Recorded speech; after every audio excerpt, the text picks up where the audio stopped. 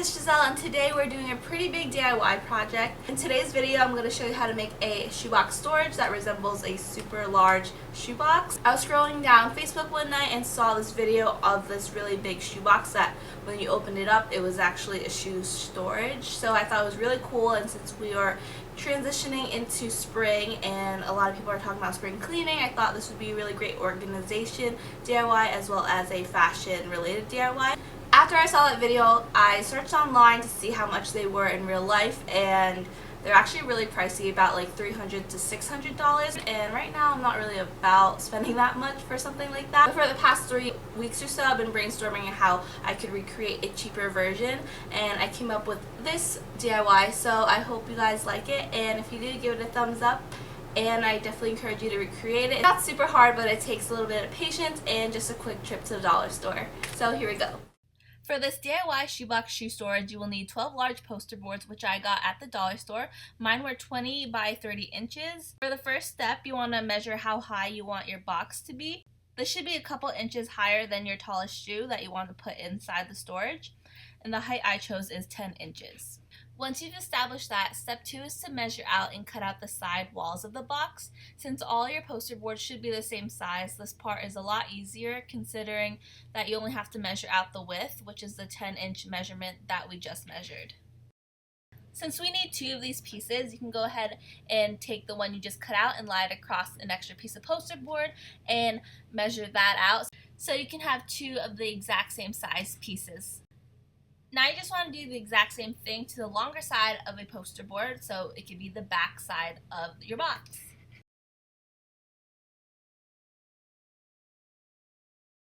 To put the pieces together, I used a hot glue gun, which actually worked really well and is surprisingly very strong. I suggest gluing the pieces together as you cut them out so you don't get confused. To make sure your storage is extra sturdy, when you apply the glue, make sure you hold it down for at least 10 seconds or until the glue dries. And hot glue actually dries pretty instantly, so the waiting time won't be super long. Now to finish off the box, all you have to do is glue around the top edge of your poster board and place a large poster board on top. Now we'll be creating the drawer pull-out part of the storage box. You should have a long piece left over from when you cut out the sides of the base of the box. So you want to just lay that piece in front of the box opening to see how much you need to trim down in order for it to fit. Now you just want to go ahead and do the exact same thing that we did in step 2 and make sure that the sides of the drawer are the exact same size as the sides of the box. Here I'm just going ahead and gluing down the pieces that we just cut out for the dresser. For the bottom part of the dresser, you just want to go ahead and take an uncut poster board and lay it on the ground against the opening so you can see how much you need to trim off. Just cut it down so it fits and slides out like this, and you want to go ahead and take another piece of poster board and stand it up against the front of the dresser to see how high you want the front of it to be. Mine was 11 inches tall. Once you've measured and cut it out, you just want to go ahead and glue it to the front of your drawer. Now we are more than halfway done, but the next part is completely optional. I chose to puncture 2 small holes in the front of the dresser and tied a ribbon through it to use as a handle because I just thought it added a nice design element for the shoebox storage.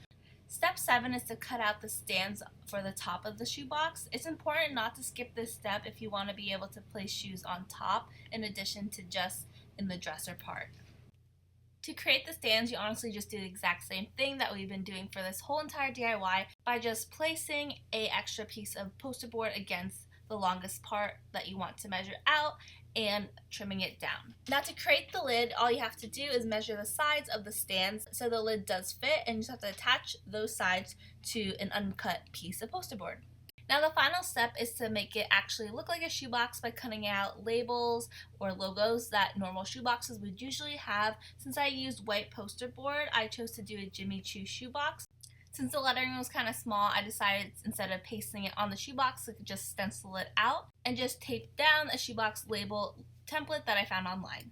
And there you go, your very own shoebox storage that only costed $12 to make.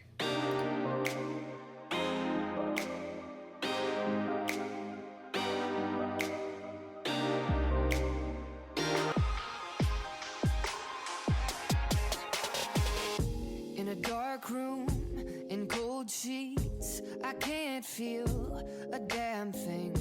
I lost myself between your legs. Your medicine is in my head.